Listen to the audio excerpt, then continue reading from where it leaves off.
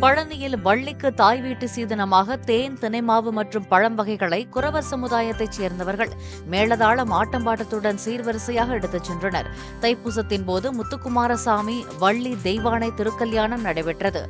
இதனைத் தொடர்ந்து வள்ளிக்கான சீர்வரிசையாக இப்பொருட்கள் எடுத்து வரப்பட்டு பழனி கோவில் நிர்வாகத்திடம் ஒப்படைக்கப்பட்டது.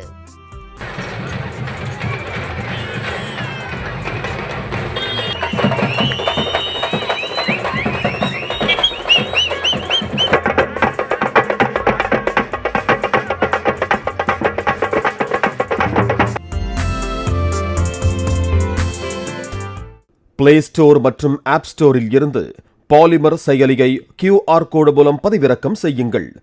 செய்திகளை உடனுக்குடன் பெறுங்கள்.